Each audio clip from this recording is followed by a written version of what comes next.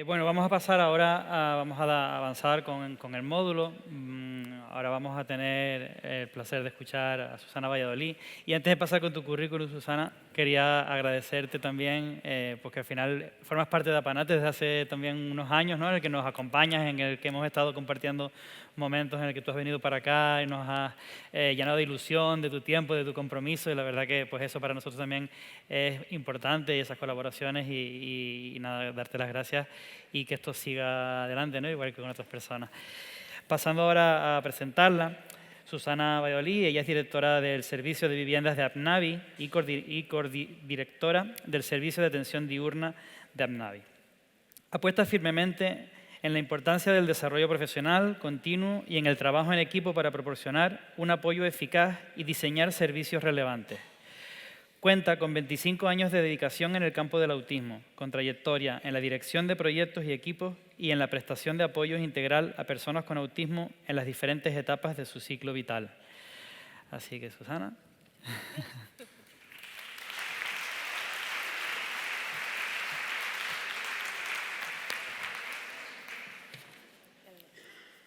Bueno, muchísimas gracias. Agradecer a Apanate todo el cariño.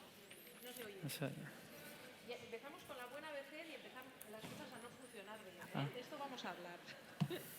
A ver, ¿así? Bueno, me apaño así, ¿eh? Sí. ¿No prefieres estar sentado con ella? No, de pies, aquí. Bueno, como decía, pues agradecer a Apanate todos estos años, ¿no? Y que me hayáis invitado hoy aquí. Felicitaros, ¿no? Por organizar este congreso y por vuestro 30 aniversario. Y bueno, cuando he venido en avión, ¿no? He aterrizado y he llegado casi a mi tierra, ¿no? Porque hacía el mismo frío y estaba lloviendo, ¿no? Pero realmente me he sentido como en casa cuando he recibido, ¿no? Pues ese gran cariño y esa acogida por parte de todo el equipo, ¿no? Porque realmente pues sois un equipo fantástico, ¿no? Y agradeceros un montón el cariño que me tenéis, que es mutuo. Bueno, yo os voy a hablar sobre la buena vejez y autismo y me voy a centrar mi presentación en tres apartados. Primero voy a hablar sobre la investigación, luego voy a hablar sobre la experiencia en APNAVI o lo que hemos desarrollado en APNAVI en relación al deterioro de las personas a las que apoyamos, ¿no? Y cómo hemos ido investigando. Bueno, realizando estudios. No nos gusta decir investigar porque no llega a ser investigación, son más estudios. Y luego me voy a centrar en los desafíos, ¿vale? Esas tres partes son en las que me voy a centrar. Sé que estamos cansados, queda ya muy poquito, entonces bueno, voy a intentar ser dinámica y que podamos seguir bien la presentación. Bueno, cuando pensamos en buena vejez, pues la imagen que nos viene son personas, ¿no? Si ponéis en internet buena vejez, os aparecen normalmente personas mayores, muy guapas, delgadas, normalmente nórdicas, ¿no? Que están cuidando de sus nietos, que están muy felices, que están haciendo deporte, ¿no? Y bueno, una imagen como muy bonita y muy idílica, ¿no? Pero si pensamos un poco en nuestra realidad, ¿no? En la realidad que podemos vivir cada uno de nosotros, sabemos que la vejez tiene otra cara, ¿no? Y es el momento de la vida en la que a veces pues, perdemos a personas, ¿no?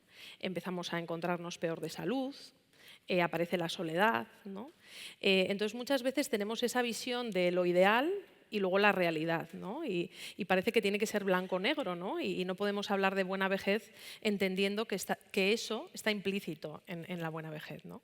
Una tía mía, que bueno, ella era muy coqueta y siempre iba muy preparada, con los labios pintados, y siempre la decía, no, pero qué guapa estás, qué preparada, que siempre vas estupenda, pero si vienes a la peluquería y parece que vienes de la peluquería, ¿no? Y ella siempre decía, no te dejes engañar, ¿no? La vejez no tiene ningún encanto. He perdido a mi marido, estoy mal de salud, me duelen muchas cosas, pero he decidido que el encanto se lo pongo yo, ¿no? Entonces, bueno, esta frase de es más importante lo que hacemos con lo que tenemos que lo que tenemos, ¿no? Yo creo que es un tema de actitud y de cómo afrontamos esta etapa de la vida que es como otras, ¿no? Porque no nos olvidemos que nacemos, vivimos y morimos, ¿no? Y a veces esa parte de morir y desaparecer pues es algo que no hablamos mucho porque genera miedo, pero es una realidad de la vida, ¿no?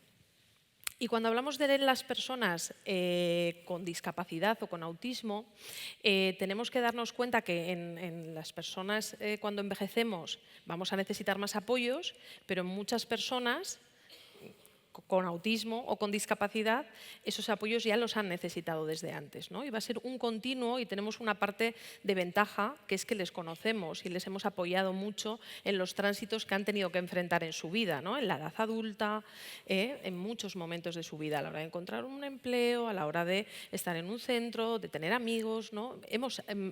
Les hemos conocido, sabemos cómo aprenden, cómo se relacionan, y eso va a ser una ventaja, ¿no? Va a ser una ventaja, pero también nos vamos a encontrar con retos, ¿no? Porque ¿qué pasa a partir de los 65 años con las personas con discapacidad y con autismo, ¿no? ¿Van a mantenerse en los recursos en los que puedan estar o no? Bueno, son preguntas que en algún momento nos tendremos que plantear y poner encima de la mesa para ver qué respuesta se puede dar, ¿no? El envejecimiento es algo que muchas veces lo relacionamos con la enfermedad, ¿no? Y no tiene nada que ver con la enfermedad. Tiene que ver con un proceso biológico que se caracteriza porque fisiológicamente se va generando un deterioro cognitivo y un deterioro físico, y que es un proceso evolutivo de la vida, ¿no? Pero muchas veces lo relacionamos con enfermedad. ¿Es momento en el que aparecen más enfermedades? Sí, hay ese deterioro y con la edad, ¿no? Empezamos a tener más enfermedades, ¿no? Pero es verdad que es importante tener esa visión, ¿no? Y que cada uno vamos a seguir nuestro proceso único y que va a ser irrepetible, ¿no? No va a ser algo comparado. Cuando hablamos del envejecimiento de las personas con TEA, pues bueno, tenemos en el mundo asociativo, yo vengo de una asociación de personas con autismo, en Apnavi, en Vizcaya, ¿no? Como comentaba, y realmente somos una asociación muy joven, ¿no? Y nosotros en 3 añitos hacemos 50 años. Y la inmensa mayoría de las personas a las que apoyamos son personas jóvenes, ¿no? ¿Por qué? Pues porque el autismo es un diagnóstico muy joven y las asociaciones, la inmensa mayoría, a nivel estatal estamos entre 30 años, 50 años, ¿no? O más jóvenes.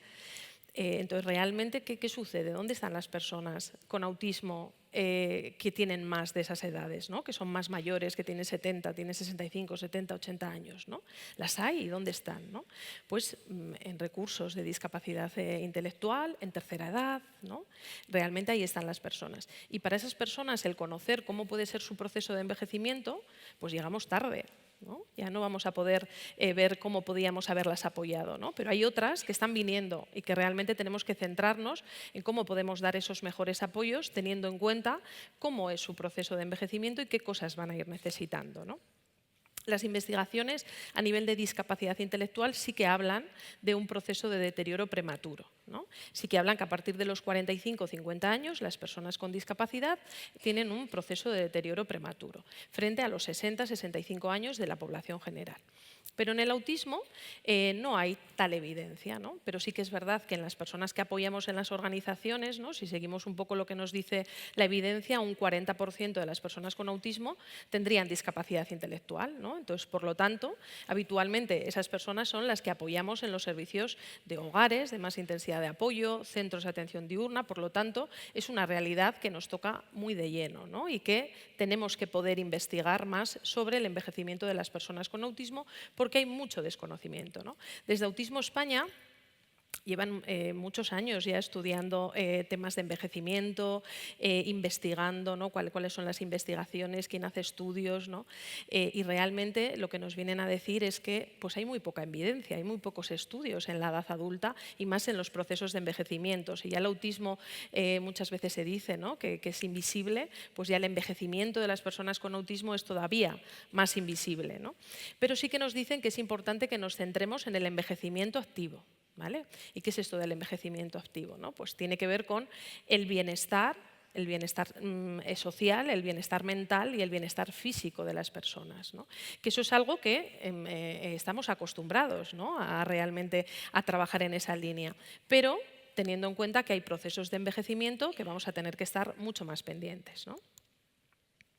También en Autismo España, en los estudios, ¿no? Pues hacen un poco, hablan de esa escasa evidencia, pero sí que hablan que las personas con autismo parten de una situación peor a nivel de salud, ¿no? Por muchas de las cosas que se han comentado a lo largo del día, ¿no? Hablamos todo lo que tiene que ver con el aparato digestivo, lo que tiene que ver con el sueño, lo que tiene que ver con la movilidad, ¿no? Hay muchas cosas que hacen que su lugar de partida a nivel de salud sea inferior a la media, ¿no? A la población general, ¿no? Entonces, bueno, esto es un poco lo que demuestran diferentes estudios en los que muchas de las organizaciones hemos podido participar, ¿no? Y hemos podido colaborar dando información para que realmente puedan tener todos estos datos, ¿no? También se apunta, ¿no? En relación al Parkinson, que se dice que es un porcentaje, ¿no? Que las personas con autismo tienen Parkinson en un porcentaje más alto, un 20%. Pero tampoco hay una evidencia muy clara, ¿no? Porque hay efectos de las medicaciones que pueden hacer que se desvirtúe o que no se sepa claramente si realmente el Parkinson tiene esa incidencia tan alta, ¿no? También hay mucho desconocimiento en relación al funcionamiento cognitivo, ¿no? Porque incluso hay corrientes que hablan, investigaciones, ¿no? Que nos están hablando de que la condición de autismo puede ser un factor protector o en relación al deterioro cognitivo o todo lo contrario, ¿no? Entonces dices, uy, ¿no? Pues aquí hay que hacer más estudios para que realmente nos dejen las cosas más claras, ¿no? Si ese patrón de deterioro cognitivo es el mismo en otros diagnósticos, ¿no? Bueno, las 3 líneas de investigación más claves, ¿no? Comparativas sobre el envejecimiento, pues hablan de estos patrones, ¿no? Patrón de edad acelerada, patrones paralelos y el factor protector, ¿no? De todos los estudios, ¿no? Acelerado quiere decir que parten de una situación peor, pero el deterioro cognitivo se produce antes que en la población general, ¿no? El paralelo parten de una situación peor, pero el deterioro es similar a la población general, y el protector habla de que en la mejora visual que tienen las personas con autismo puede ser un factor protector en el deterioro cognitivo de las personas, ¿no? En todas las investigaciones hay muy poquitas muestras, ¿no? Y realmente es muy complicado también tener estos datos y tener los diagnósticos claros, ¿no? ¿Qué dificultades tenemos con el diagnóstico? Muchas veces hay un diagnóstico de autismo y eso lo empaña todo, ¿no? Antes una compañera comentaba, ¿no? Hay muchos diagnósticos. Pues yo a veces lo que veo es lo contrario. Hay un único diagnóstico, pero detrás hay muchas otras cosas, ¿no? Y no está reconocida una discapacidad intelectual, ¿no? Nosotros en el País Vasco ahora nos estamos encontrando con una situación compleja porque hay personas que tienen el diagnóstico de autismo, no tienen recogido un diagnóstico de discapacidad, ¿no? No tienen recogido un diagnóstico de discapacidad y por lo tanto no pueden presentarse a oposiciones que son para discapacidad intelectual, ¿no? Y realmente sí hay una discapacidad intelectual, ¿no? Pero tienes que pasar por ese proceso, que te lo contemple, con un recorrido histórico de cómo ha sido tu infancia, si has ido a un colegio de educación especial, bueno, un tema muy complejo. Entonces, a veces pues todo esto no está claro, ¿no? Pero bueno, sí que parece que el paralelo es el que tiene más datos y el que nos parece que puede ser el más atinado de momento. Bueno, hablando un poco más de investigación, ¿no? Hablamos de los estudios sobre la esperanza de vida, ¿vale?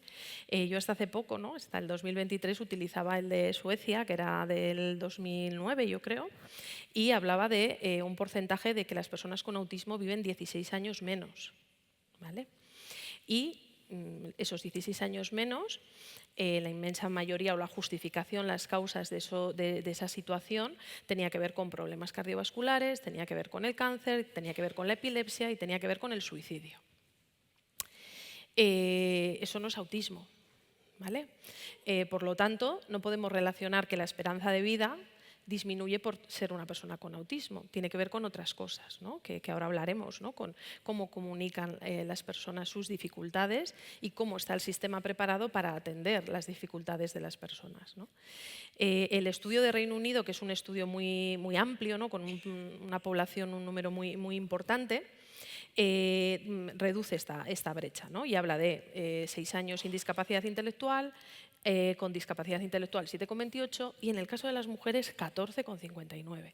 O sea, estamos hablando, que ya lo comentaban antes en la mesa anterior, ¿no? El tema del suicidio y en el caso de las mujeres, en la población general hay más intentos o ideación suicida por parte de los hombres que por parte de las mujeres, pero sin embargo en el autismo no. En el autismo los datos nos dicen que es mayor por parte de las mujeres que de los hombres, ¿no? Otro dato muy significativo a analizar.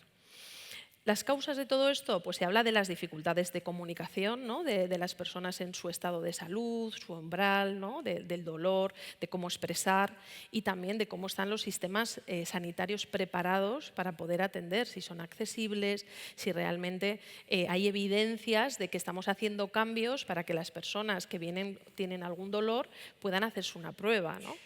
Todos conocemos la realidad, ¿no? de una persona con autismo que tiene que ir al dentista, que tiene que hacerse un electro, que tiene que ir al ginecólogo, ¿no? que tiene que hacerse un electro. Eso es muy complicado, ¿no? para las personas que apoyamos. Y realmente lo que muchas veces sucede es, bueno, pues como no compensa a veces para realizar una prueba tener que utilizar una sedación o una medida restrictiva, pues no se hace, ¿no? ¿Eso está bien? Pues está bien, ¿no? Éticamente es correcto tomar las mejores decisiones, ¿no? para la persona, pero tiene unas consecuencias, ¿no? Si no investigamos o pensamos de qué otra manera podemos hacer pruebas o podemos cuidar mejor la salud de las personas con autismo, ¿no? Y las mayores tasas de suicidio en personas con discapacidad intelectual, sin discapacidad intelectual.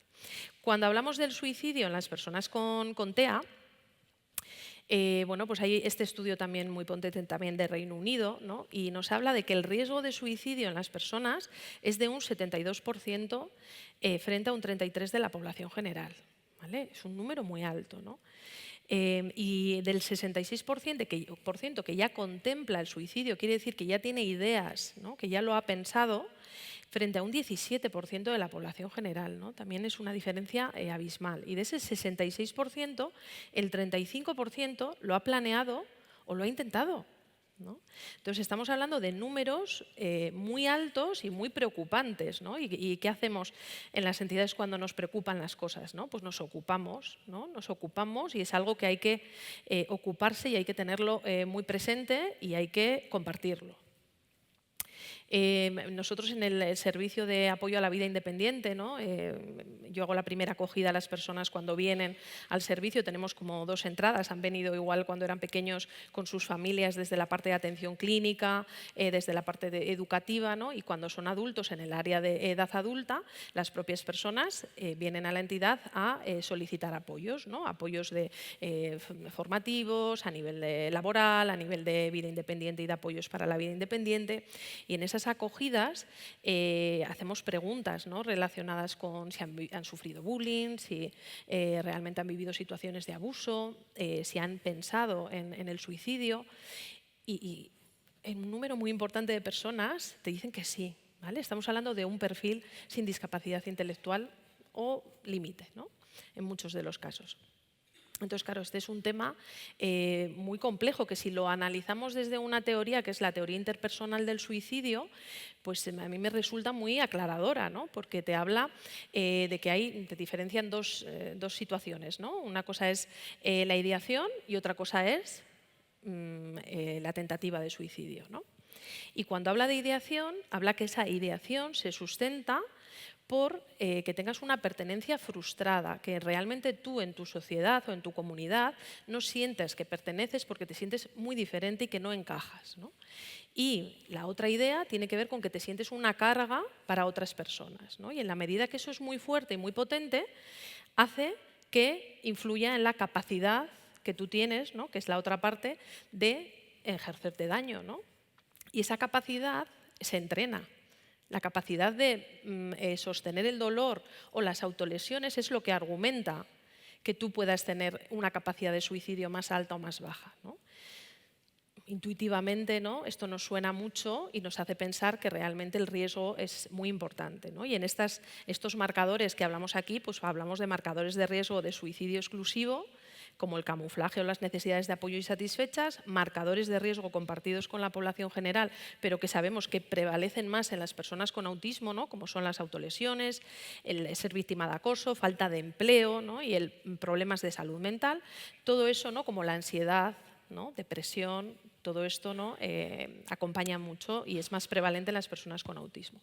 Y también hay un factor protector que es disponer de una buena red social de apoyo, ¿no? Este estudio también te habla de esto, de cómo realmente las personas que tenían una buena red de apoyo o las que tenían amistades, ¿no? realmente tenían un riesgo menor, ¿no? Y las personas que habían recibido un diagnóstico tardío tenían un riesgo mayor. ¿vale? Entonces, los datos, bueno, pues nos van dando cosas que cuando lo llevas a la práctica te encaja, ¿vale? ¿Qué sabemos, no? Por hacer resumen, poca evidencia, hay una situación de partida peor, una esperanza de vida menor y también es verdad que hay una realidad en la población general, que cuando nos hacemos mayores, ¿no? Creo que decía María antes, me da igual todo, ¿no? Llegas un momento en el que, bueno, pues ya está, ¿no? Está todo hecho lo que he tenido que hacer en mi vida, ¿no? Y también hay un aumento de felicidad, de despreocupación, ¿no? Y de aceptarte más como tú eres, ¿no? Algo tan importante para las personas con autismo, ¿no?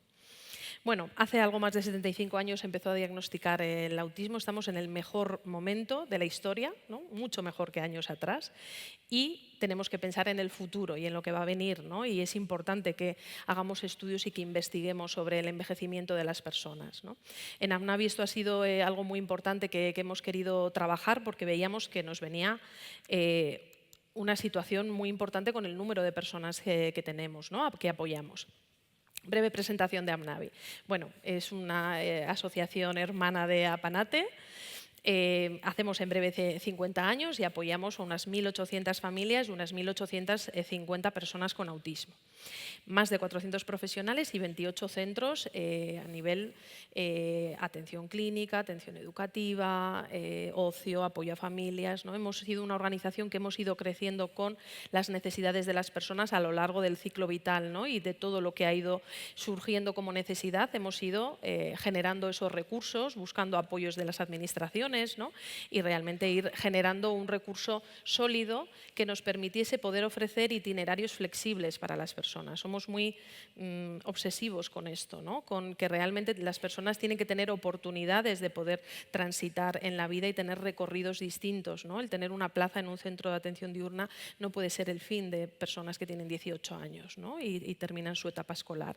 Tenemos que trabajar por generar oportunidades y darles apoyos y muchas de ellas, y esa es un poco la evidencia que nosotros también reflejamos a las administraciones, realmente transitan a centro ocupacional, a empleo, ¿no? o de viviendas de más intensidad de apoyo a viviendas de vida independiente, ¿no? Claro, a la administración también le decimos que va a llegar un momento en que igual hay personas de vida independiente que necesiten pasar a viviendas de más intensidad de apoyo, ¿no? Y eso es algo que también hay que decir desde ahora, ¿vale? Porque vamos y venimos. Si vemos nuestra pirámide poblacional, ¿no? Pues vemos, nos gusta llamarla ola, ¿no? Vemos que de las 1.816 personas que había en diciembre, más o menos la población se define un 20% mujeres, un 80% hombres de las personas socias de AMNAVI. Es verdad que en los 2 últimos años el porcentaje de mujeres ha sido de un 35%, o sea que sí que vemos ese aumento de número de mujeres que se incorporan a la asociación. Y si hablamos de adultos y de menores, pues estaríamos hablando de unas 1.000 personas menores de 18 años y unas 800 y pico mayores de 18 años, ¿no? La edad media de AMNAVI son 17 años, ¿vale? Una población muy joven, pero tenemos a personas mayores de 40 años. Y si hacemos una previsión a futuro, ¿no? De qué va a suceder desde el 2020 hasta el 2025, hemos observado que se han ido incorporando 14 personas anualmente a ser mayores de 40 años, ¿no? Y si hacemos esta previsión en el 2030, pues va a haber 200 y pico personas. Vamos a duplicar, estamos mirando al futuro para ver qué es lo que nos viene, ¿no? Y esa ola que os decía, que va a ir girando hacia la derecha, pues sea una ola que podamos afrontar y no sea un tsunami, ¿no? y nos lleve por delante.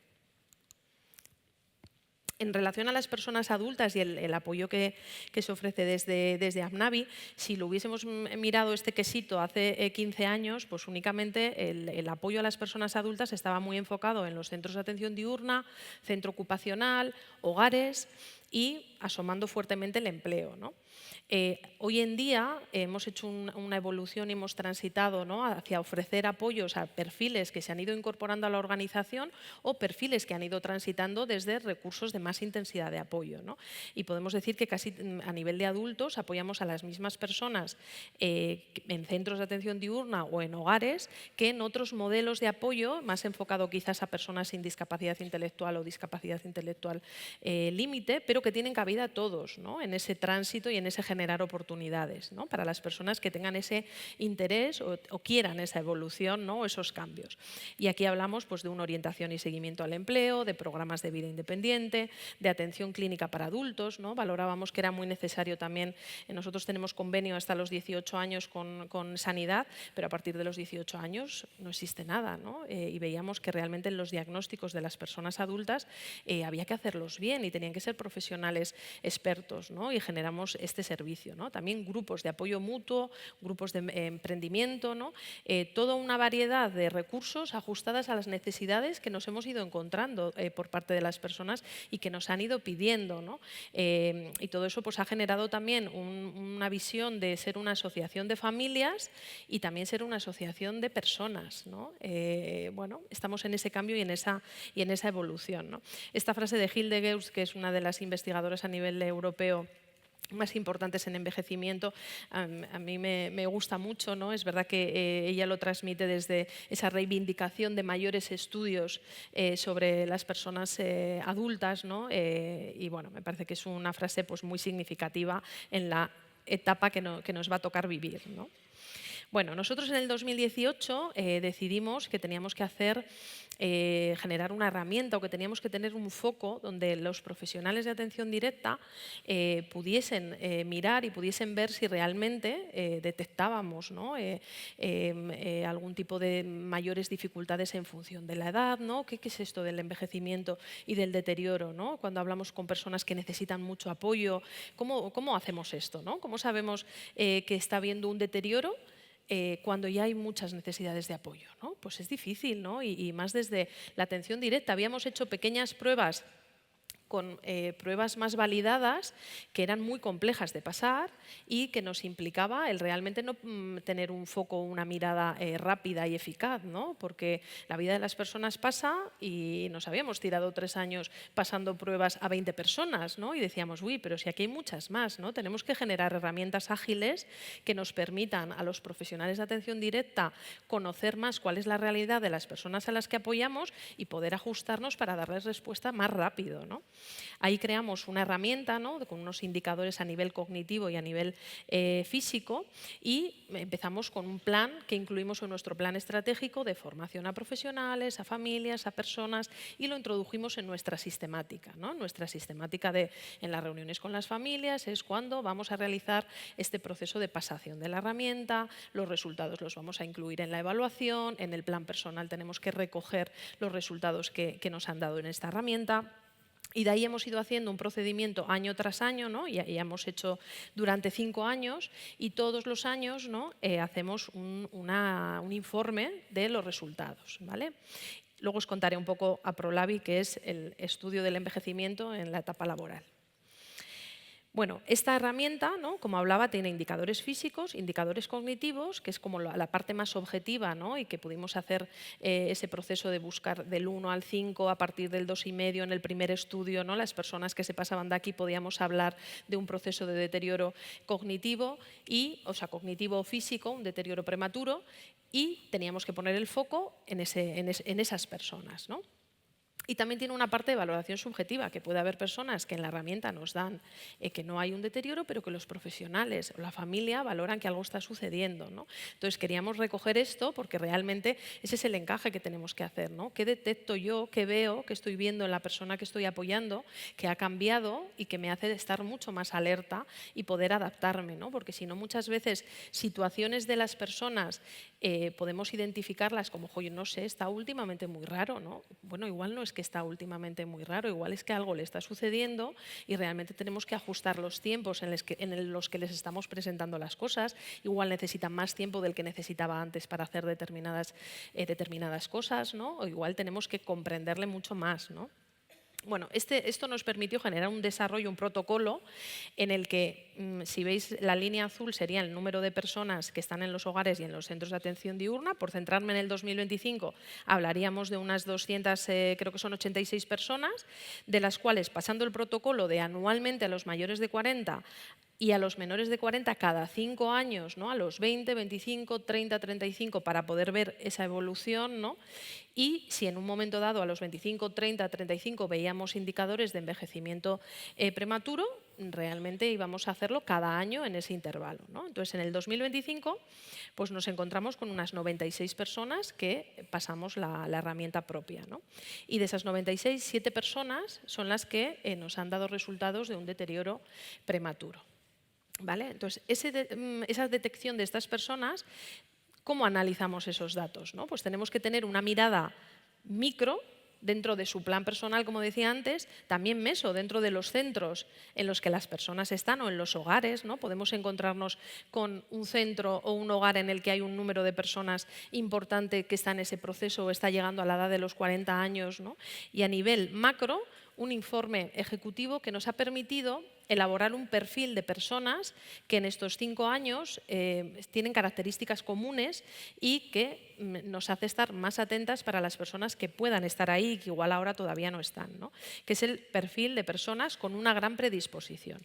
Aquí hablamos de personas de mayores de 40, con más discapacidad. Los porcentajes más altos son las personas con más discapacidad y con más grado de dependencia. Esto es coincide mucho con las evidencias, ¿no? que hay en otros estudios. No tener una comunicación oral o importantes dificultades y la presencia de la polimedicación. ¿Vale? La presencia de la polimedicación es un elemento que coincide en estas 7 personas, ¿no? Claro, este tema de la polimedicación viene mucho también con el tema de restricciones que comentaba Laura, ¿no? Pero muchas veces nosotros también lo que nos damos cuenta es que hay medicaciones que se han puesto hace muchísimos años y no hemos hecho seguimiento, ¿no? de esas medicaciones ni por parte del sistema de salud, y nosotros, ¿no? Desde la parte de los apoyos a veces hemos dicho, bueno, pero esto es el especialista, ¿no? Bueno, pues igual hay que cambiar esa visión, ¿no? Y hay que ir y llamar a la puerta del especialista y decir, oye, esto hay que revisar, ¿no? O igual hay que mirar un poco determinadas cosas, ¿no? Porque realmente está impactando mucho en la vida de las personas y a veces son medicaciones que no sabemos ni por qué las toman, ¿eh? Yo me he encontrado con esa realidad. Bueno, este es un poco el perfil que nos hace tener que estar atentos para poder ver qué personas cumplen esos requisitos que son menores de 40 y que tienen una predisposición mayor y va a haber mayores riesgos, ¿vale? Bueno, hablando un poco de la evaluación del envejecimiento prematuro, la tendencia, ¿no? en la parte izquierda podéis ver la evolución de los indicadores del 2021-2025 de la población de las 96 personas, ¿no? Ahí hablamos de una tendencia baja donde no se valora una situación de deterioro, hay una situación de deterioro bajo, 1,79, el límite era 2,5, ¿no? Y los mayores de 40 años, un poco lo que nos venían a decir, lo que venía a decir esta herramienta es que lo que más puntuaba es el indicador del aumento del sedentarismo, ¿no? Las preguntas tienen que ver con la parte física, la parte cognitiva y hablan de la salud, problemas gastrointestinales, el sueño, la movilidad, ¿no? A nivel cognitivo, ansiedad, depresión, bueno, determinadas preguntas, ¿no? Y lo que nos venían a decir los mayores es que esos cuestionarios, un aumento del sedentarismo, ¿no? Entonces esto nos da mucha información para luego en la atención directa, en el apoyo a las personas, decir, bueno, esto algo tendremos que hacer o proponer o valorar, ¿no? Que este es un resultado importante, ¿no? Y en los menores hablábamos de cambios emocionales y cambios del humor y irritabilidad, que son las puntuaciones que más nos dan. Y en cambio, en las personas que están en proceso de envejecimiento prematuro, también en lo físico, ¿no? Hablaban del aumento del sedentarismo, pero a nivel cognitivo ya se hablaba más de las alteraciones de la memoria, pérdida de la memoria, dificultades para recordar, ¿no? Cuando haces esta pasación y esta prueba tienes que tener en cuenta que realmente sean cambios significativos en la vida de las personas que no estén justificadas por otras cosas, ¿vale? Bueno, otro de los apartados que en el 2023 empezamos, ¿no? Otro de los estudios que estamos realizando, tiene que ver con el envejecimiento en el ámbito laboral, ¿no? Que pudimos hacerlo gracias a un proyecto de plena inclusión, ¿no? Y también por el apoyo de Gobierno vasco, y pudimos desarrollar este proyecto, ¿no? Desde el área sociolaboral, ¿no? Lo que hicimos es una réplica también de generar una herramienta propia, pero en esta ocasión incluimos indicadores relacionados con lo laboral, ¿no? y hemos podido hacer 2 pasaciones, ¿vale? de esta prueba. Y los resultados, porque tampoco me quiero entretener mucho en esto, ¿no? en qué proceso, qué metodología se ha seguido de Visual Thinking, muy acompañada, muy participativa por parte de profesionales, familias, las personas, ¿no? que se ha generado un plan de acción y ese plan de acción, como lo hemos incluido dentro de nuestro plan estratégico, ¿no? Bueno, pues ese ha sido un poco el recorrido, pero lo más importante, ¿no? son los resultados que nos han dado en estos 2 años, ¿no? Y es que se ha pasado a, bueno, el primero fue a 124, que era el primer estudio para establecer el corte, y este año yo creo que eran 90 y algo, ¿no? De las cuales 50 creo que eran personas que estaban en orientación y seguimiento a nivel laboral, y 27 creo que estaban en empleo con apoyo, de las que habían participado. Los resultados nos han sorprendido mucho, porque hemos visto cómo el empleo es un factor protector, ¿no? Porque las personas que están en empleo con apoyo, aun teniendo más discapacidad o aun teniendo mayor edad, ¿no? más discapacidad o mayor edad, dan resultados mejores que las personas que están en procesos de orientación y de búsqueda de empleo, ¿no? Claro, esto casa mucho con proyectos de vida, ¿no? O sea, el empleo es protector. Bueno, igual aquí algunos estamos ya muy cansados y decimos que me digan ahora que el empleo es protector, ¿no? Bueno, pues es protector, ¿no? Realmente para este proceso, porque realmente tener un proyecto de vida en el que tú tienes tu trabajo, ¿no? Sabemos que el empleo también es la llave a la vida independiente, ¿no? Es lo que te permite poder acceder a otro tipo de cosas. Hace que tu vida tenga sentido y que realmente tengas un proyecto que quieres cumplir, ¿no? y que quieres, en donde quieres estar, ¿no? Entonces, bueno, es un dato muy significativo que seguiremos observando, pero que nos parece muy interesante, porque las personas no tienen acceso al empleo, las personas con autismo, y esto es algo que hay que reivindicar muchísimo más, ¿no? y generar muchas más oportunidades y mayor incidencia política, ¿no? Vale, las 2 líneas un poco de trabajo en relación a ProLabi, planificación por adelantado. Tenemos que ir un poco en esa línea, ¿no? También con las personas de centros de atención diurna, de hogares, ¿no? Es un poco el objetivo. Ajuste y adaptación del puesto de trabajo, pues también es algo que tenemos que ir ajustando en base a este periodo, ¿no? El año pasado apoyamos a la primera persona que se jubiló en Apnavi, y realmente pues ha sido muy emocionante, ¿no? Acompañar a una persona que se ha jubilado, ¿no? Y esa persona, cuando se ha jubilado, nos ha dicho, bueno, ¿y ahora qué hago? ¿No? Y ahora habrá ocio para mí, ¿no?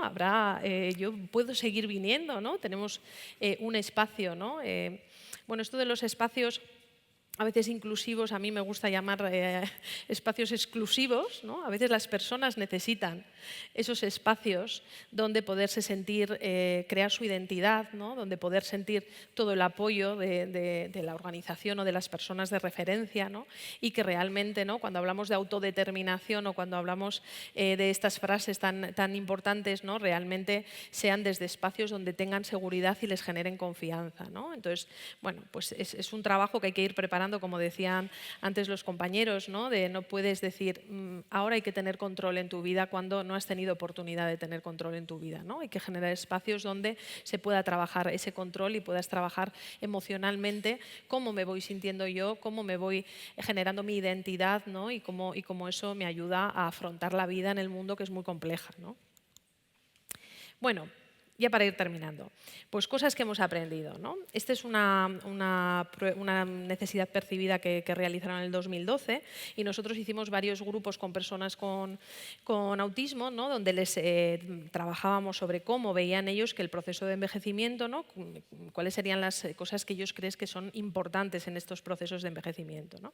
Y señalaban estas 4, la salud y dónde y con quién vivir era la primera, o sea, eran primera y segunda, y luego hablaban de desarrollar afectos y relaciones la tercera, y actividades significativas la cuarta, ¿no? Y eran sus 4 prioridades en los grupos que estuvimos trabajando. En un grupo cambiaban creo que era actividad y desarrollo, y en la otra la mantenían, ¿no? Pero realmente pues coincidían mucho, ¿no? En cosas que queremos todo el mundo, ¿no? Todas coinciden, pero realmente que esas sean las 4 más significativas, dónde y con quién vivir, ¿no? Es un tema importante, ¿no? Bueno, hemos aprendido que los apoyos personalizados a lo largo de la vida son necesarios, desde la infancia hasta el envejecimiento, ¿no? Y que tenemos que trabajar en apoyar a personas que tengan vidas con sentido, ¿no? Y eso es algo que tenemos que justificar. Que a veces, ¿no? Un poco hablando con metodologías ágiles o colaboración multidisciplinar, ¿no? Cómo hablamos de qué medimos, ¿no? Yo creo que tenemos que medir ese impacto en el bienestar de las personas, ¿no? Eso es algo muy, muy importante, ¿no? Y que ya hemos aprendido mucho sobre ello, pero también tenemos que medir, nos tenemos que medir como organizaciones, ¿no? Tenemos que medir qué oportunidades estamos ofreciendo a las personas, ¿no? En sus vidas, ¿no? Tenemos que medir también qué impacto, ¿no? Cosas que son muy complicadas y que a veces yo creo que las organizaciones no lo hacemos muy bien o no sabemos muy bien cómo hacerlo, ¿no? Que es el impacto que tiene el no bienestar, ¿no? El impacto que tiene en la sociedad el no bienestar, ¿no? El que realmente haya personas que están viviendo en recursos con restricciones físicas, mecánicas, muy importantes, donde el control de su vida es muy limitado, ¿no? Donde las familias viven que esos recursos no son los adecuados para sus hijos, ¿no? Y realmente eso tiene una repercusión en la salud también de esas propias familias. Realmente también tiene que ser algo que nosotros podamos medir ese impacto, ¿no? Ese impacto social que a veces es muy difícil de justificar, ¿no? Porque si no, muchas veces todo pasa por los ratios y por el apoyo, y los apoyos personalizados son apoyos personalizados, ¿no? Y requieren tiempo por parte de los profesionales que apoyan, ¿no? Y si no hay apoyos personalizados, lo que hay es un sostener la situación, ¿no? Y eso se da, el sostener las situaciones. Bueno, colaboración multidisciplinar, es importante, ¿no? que seamos conscientes que tenemos que hacer algo con salud, ¿no? Son nuestros compañeros de viaje desde que los niños reciben un diagnóstico, ¿no? Si lo reciben cuando son niños o en la edad adulta, ¿no? Y es importante que trabajemos con ellos, ¿no? Y que realmente muchas veces tenemos una visión de muchas de las personas que estamos aquí, estamos muy sensibilizadas, pero tenemos que hacer mucho trabajo de sensibilización a otros sistemas, ¿no? Y hacer buenas prácticas con otros sistemas relacionadas con cómo atendemos o cómo damos apoyo a las personas con autismo a nivel de salud, ¿no? Creo que sería un elemento muy importante, ¿no? Que nos permita pues, desarrollar protocolos, ¿no? La tarjeta sanitaria preferente no es algo que está implantado en todas las comunidades, protocolos específicos en urgencias, cómo realizar determinadas pruebas o hacer screenings más sencillos donde para las personas no sean tan invasivos, pero que nos den cierta seguridad, ¿no? Estos son cosas que se han ido desarrollando, ¿no? Bueno, con la misma amniocentesis, ¿no? Cuando estás embarazada, ha ido evolucionando para que sean lo menos invasivas posibles. Bueno, pues hay que ir trabajando e ir siendo muy creativos, ¿no? En el mundo del autismo, los profesionales, yo creo que si algo nos caracteriza es la creatividad, ¿no? Y el intentar dar respuestas a cosas que a veces no entendemos, ¿no? Teniendo nuevas miradas, ¿no? Entonces, creo que desde ahí tenemos mucha evolución, ¿no? Y ya para terminar, investigación e innovación. Bueno, pues ahí clarísimamente tenemos que ir de lleno, ¿no? Y tenemos que ir de lleno no solo como idea de que hay que innovar y que hay que probar, sino que hay que generar sistemáticas de innovación, ¿no? Si no generamos una sistemática y no generamos una estructura para poder innovar, siempre va a ser algo que nos supere y que sea muy difícil de hacer, ¿no? Sino cómo podemos implantar sistemas de innovación con metodologías ágiles que nos permitan hacer cosas, a veces pequeñas cosas, pero que tengan su impacto, ¿no? Porque si no, a veces nos cargamos la mochila con demasiadas cosas, ¿no? Que nos caemos para atrás, ¿no? Y no, tenemos que ir con cosas que podamos llevar, ¿no?